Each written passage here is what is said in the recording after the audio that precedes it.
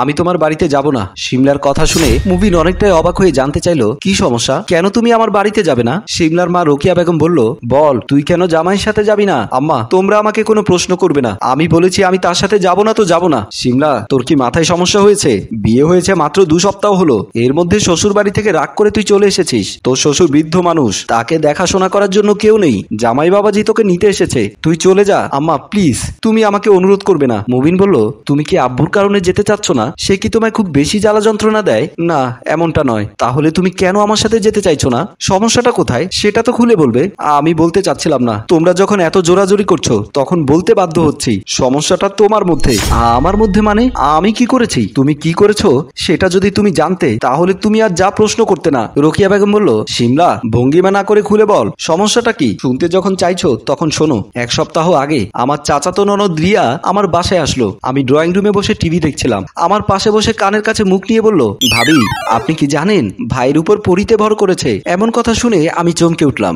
ভাইয়া কিন্তু খুবই ডেঞ্জারাস। এই ভালো তো এই খারাপ। আমি কিছুটা অবাক হয়ে জানতে চাইলাম, এই খারাপ মানে? আরে খারাপ মানে বোঝেন না? এই আমার দিকে দেখেন বলে রিয়া সোফা ছেড়ে ফ্লোরে বসে পড়লো। তারপর চুলগুলো সামনে ছেড়ে দিয়ে মাথা নিচের দিকে করে গোঙানি দিতে লাগলো। আমি রিয়ার ভাবসাব দেখে ভীষণ ভয় পেয়ে গেলাম। ভয়ে একদম সোফার সাইডে চলে আসলাম। রিয়া আস্তে করে মাথা তুলে ঘাড় বাঁকা করে ফ্লোর থেকে উঠে আমার কাছে এসে আমার হাত ধরে ভয়ঙ্কর অঙ্গি ভঙ্গিমা করতে লাগলো। অঙ্গি ভঙ্গিমা করে বলল, আমার রিয়াদের আশেপাশে যেন তোকে না দেখি, বলেই হাহা করে হেসে উঠলো। আমি আরো বেশি ভয় পেয়ে গেলাম। রিয়া হাত বাড়িয়ে আমাকে থাপ্পড় দেবে এমন সময় আমি রিয়ার হাত ধরে বললাম, কি করছো তুমি? পাগল হয়েছো? রিয়া স্বাভাবিক মুডে ফিরে এসে চুলগুলো ঠিক করে বলল, আরে ভাবি, আমি কেন পাগল হব?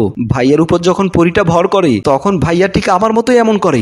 আমি তো আপনাকে প্র্যাকটিক্যালি দেখিয়ে দিলাম। আমি বুকে ফু দিয়ে নিজের ভয়টাকে দূর করতে চাইলাম। রিয়া বলল, ভাবি, আপনি ভয় পেয়েছেন? না পেয়ে উপায় আছে? এমন ভাবে কেউ অভিনয় করে? ভাবি, আমি তো অভিনয় করে দেখিয়ে দিলাম, কিন্তু এরপর থেকে যে আপনি লাইভ দেখতে পাবেন সেটা কি জানেন? মানেটা নিজেই বুঝতে পারবেন যখন ভাইয়ের উপরে পরিটা ভর করবে, তখন দেখবেন আসল খেলা। বলে রিয়া ড্রয়িং রুম থেকে বের হয়ে চলে গেল। আমি অনেকটাই টেনশনে পড়ে গেলাম। সেদিন রাতে টেনশনে আর আমার ঘুম আসছে না। তুমি তো গভীর ঘুমে আচ্ছন্ন। আমি তোমার দিকে অপলক তাকিয়ে আছি, বুঝবার চেষ্টা করছি তোমার মতো একটা ভালো মানুষের সাথে সত্যি কি পরিভর করেছে। 1 সপ্তাহ হলো তোমার সাথে সংসার করছি, কিন্তু এমন কিছু কখনোই দেখিনি, বা তোমার ব্যবহারে ও আচরণে আমি অদ্ভুত কিছু লক্ষ্য করিনি। তাহলে কি রিয়া আমার সাথে মজা করেছে? ভাবতে ভাবতে আবারও বালিশে মাথা রাখলাম, কিন্তু ঘুম আসছে না। তোমাকে জড়িয়ে ধরে ঘুমানোর চেষ্টা করলাম। সকালবেলা তোমার চেঁচামেচির শব্দে আমার ঘুম ভাঙলো। বিছানার দিকে উঠে দেখি তুমি বিছানায় নেই। খাটের উপর থেকে নেমে রুম থেকে বের হয়ে গেলাম। রুমের বাহিরে আসতে আমি তো অবাক। তুমি উত্তেজিত হয়ে কার সাথে যেন মোবাইলে গালাগাল করছো, অকথ্য ভাষায় গালাগাল। মুখটাকে 1 সেকেন্ডের জন্য বিশ্রাম দিচ্ছ না। তোমার মুখে বিশ্রী এমন ভাষা শুনে আর তোমার চোখে মুখে রাগান্বিত রূপ দেখে রিয়ার কথার সাথে অনেকটাই মিলে গেল। আমি অনেকটাই ভয় পেয়ে গেলাম। দরজার পাশে দাঁড়িয়ে আছি, তোমার কাছে যাওয়ার সাহস পাচ্ছি না। তুমি ফ্রিজের সামনে দাঁড়িয়ে একটার পর একটা গালাগাল করে যাচ্ছ। একটা সময় তুমি এমন উত্তেজিত হয়ে পড়েছো, আমি ভয়ে দৌড়ে ভেতরের রুমে ঢুকে গেলাম। কিছুক্ষণ পর তুমি ড্রেসিং টেবিলের সামনে দাঁড়িয়ে অফিসে যাওয়ার জন্য রেডি হচ্ছ।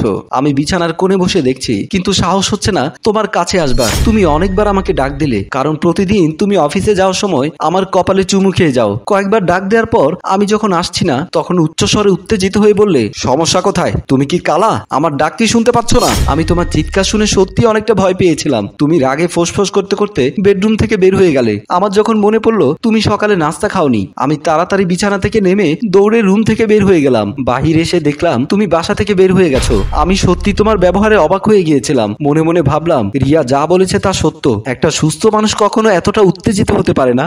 নিশ্চয়ই তোমার উপরে কোনো পরিভর করেছে, তা না হলে তুমি এমন উত্তেজিত কেন হবে? আর সবচেয়ে বিশ্বাস করার বড় কারণ হলো আমার শ্বশুর আব্বা, তিনি একজন তান্ত্রিক টাইপের লোক। সবসময় নিজের রুমের ভেতরে ধ্যান করে বসে থাকে। তাই ভাবলাম আমার শ্বশুর আব্বার সাথে এই ব্যাপারটা শেয়ার করব। তিনি হয়তো এই বিষয়টা সম্পর্কে জানবে। তাই শ্বশুরের রুমের দিকে পা বাড়ালাম। রুমের ভেতরে ঢুকতেই আমার চোখ যেন কপালে উঠলো। বিছানার উপরে আমার শ্বশুর লাল একটা কাপড় পরে বসে ধ্যান করছে। তার সামনে বেহুশ অবস্থায় বালিশ ছাড়া বিছানার উপরে সোজাসুজি লম্বা হয়ে শুয়ে আছে আমাদের কাজের ছেলে সেলিম। শ্বশুর আব্বা কি যেন মন্ত্র পড়ে বারবার তাকে ফু দিচ্ছে। এমন পরিস্থিতি আমি জীবনেও 2 চোখে দেখিনি। শ্বশুর আব্বা একটু পরে হুঙ্কার দিয়ে চোখ বড় বড় করে তাকিয়ে বলল, সেলিম, এবার তুই উঠে বস, তোর কাজ হয়ে গেছে, তুই আজ থেকে মুক্ত। লক্ষ্য করলাম সেলিম ভাই আস্তে আস্তে উঠে বসলো। শ্বশুর আব্বার হাতে একটা লাল লাঠি নিয়ে সেলিম ভাইকে একটার পর একটা আঘাত করতে লাগলো, কিন্তু সেলিম ভাই নড়েও না বা মারছে কেন এর প্রতিবাদও করে না। উল্টো সেলিম ভাই হা হা করে হাসছে। এমন দৃশ্য দেখে আমার কলিজা শুকিয়ে কাঠ হয়ে গেল। ভয়ে দৌড়ে রুমের সামনে থেকে আমার বেডরুমের দিকে চলে চলে আসলাম। বেডরুমের ভেতরে এসে হাঁপাতে হাঁপাতে বিছানার উপরে বসে পড়লাম। মনে মনে ভাবলাম রিয়া যা বলেছে সেটাই সত্য। এই ফুল ফ্যামিলির মধ্যে সমস্যা আছে। তাই বিছানার পাশে থাকা কাপড়ের ব্যাগটা নিয়ে দৌড়ে রুম থেকে বের হয়ে গেলাম। এবার তুমি বলো এমন পরিস্থিতিতে আমি ওই বাড়িতে কিভাবে সংসার করব? রোকেয়া বেগম বলল, বাবাজি শিমলা তো ঠিকই বলেছে, তুমি আগে ভালো একজন কবিরাজ দেখাও আর তোমার বাবাকে এই তান্ত্রিকের কাজটা ছেড়ে দিতে বলো, তাহলে আমি শিমলাকে তোমাদের বাড়িতে পাঠাবো, তা না হলে আমি তোমাদের বাড়িতে ওকে পাঠাবো না। মুবিন হা হা করে হেসে উঠল। রোকেয়া বেগম ও শিমলা দুজনে অবাক হয়ে দুজনার দিকে তাকিয়ে শিমলা বলল, আম্মা পরি মনে হয় আবারও মুবিনের উপরে ভর করেছে। মুবিন বলল, আসলে তুমি যা বলছো আর যা ভাবছো সেটা অস্বাভাবিক কিছু নয়, তবে সেদিন আমি যে গালাগাল করেছি এটা কিছু অমানুষকে করেছি, আমার উপরে আসলে কোনো পরিভর করেনি। রিয়া তোমাকে যা বলেছে মিথ্যে বলেছে। শিমলা বলল, আমি বিশ্বাস করি না। তুমি আব্বুর কথা বলছো? আব্বু কোনো তান্ত্রিক নয়। তুমি হয়তো কয়েকদিনের মধ্যে লক্ষ্য করেছো আব্বু আর সেলিম ভাই সবসময় সিরিয়াল দেখে, বিশেষ করে ভূতের সিনেমা, সিরিয়াল, ওয়েব সিরিজ তাদের খুবই বেশি পছন্দ। আবার দুজনে রাতের বেলা খুব ভয় পায়, দুজনে রাতে একসাথে ঘুমায়, আবার সকালবেলা থেকে শুরু হয়ে যায় রোগিয়ার তান্ত্রিকের খেলা। আসলে দুজনে এগুলো করে নাকি খুব মজা পায়। শিমলা বলল, আমি এগুলো বিশ্বাস করি না বলেই ড্রয়িং রুম থেকে বের হয়ে গেল।